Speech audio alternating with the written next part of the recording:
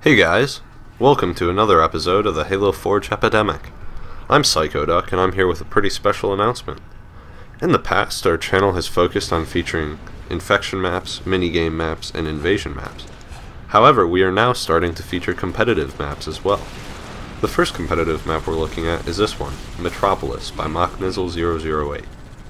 This map is an asymmetrical big team battle map designed for 12 to 16 players. The best game types to play here are Team Slayer and One Flag CTF, although there's a large variety of other game modes you can play as well, which we will be listing in the description. Also in the video description we'll be providing a link to the maps thread on ForgeHub.com, so in case you want to get a bit more information on the map that I don't get to in this video, feel free to check that out. And also, of course, we'll have a download link. So as you may be able to tell already, this map is inspired largely by Halo 2's classic map Headlong, and like Headlong, this map has a lot of verticality to it, which is something that's kind of rare in a big team battle map. So that's kind of one of the defining factors of Metropolis though, and it makes for some very interesting gameplay because infantry can run around the upper levels and gain height advantages and just utilize the height variation in interesting ways. And vehicles also take advantage of some of this height variation, like with that ramp you can see there. But it just makes for some more dynamic gameplay, whereas a lot of other big team maps are rather flat. Metropolis is just much more dynamic in a lot of ways.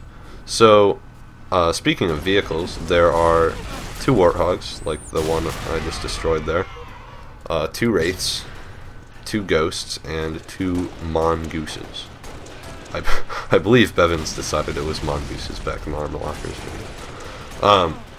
And the vehicles are all stationed around the bases. And there's also a lot of power weapons, which I'm not going to get into specifically because that would take too long, and they're all listed in the ForgeHub thread.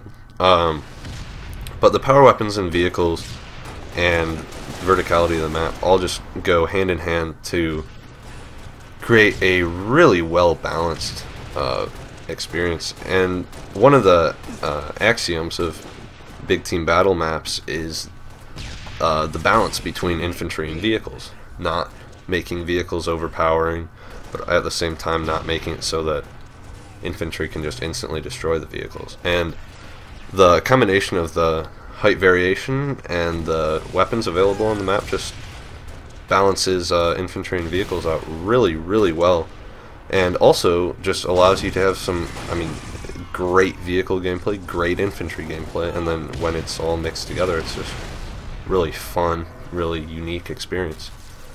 And that's why Metropolis is being featured. It's just a great BTB map with some very unique gameplay. As you can see, getting a grenade launcher up to this upper level, you can disable a Wraith, for example. And just, there's just all kinds of fun and interesting things that will occur on this map. This is sort of the blue side of the map, which is where the attackers spawn in asymmetrical game modes like One Flag, whereas the red side is that construction building out in front. And in Slayer games, this map has what's called dynamic spawning, which allows players to spawn on either side of the map, so whatever's safest, whereas in objective game modes you are relegated to your side of the map, obviously, so that like blue team couldn't spawn right next to red team's flag in One Flag, for example. And as an asymmetrical map, this is just very well balanced, because obviously balancing an asymmetrical map is more difficult than balancing a symmetrical one. But in general, just I think if there's one word I've said a lot in this video, it's balance, and I think balance really is a great word to describe Metropolis. I was being cautious in the Wraith there because that's where the rocket launcher spawns. But that just about sums it up. I hope you guys have enjoyed looking at a competitive map for a change, and I hope you guys look forward to seeing more in the future, because we will definitely be featuring more maps like this. So this has been the Halo Forge Epidemic, and thanks for watching, everyone. Bye.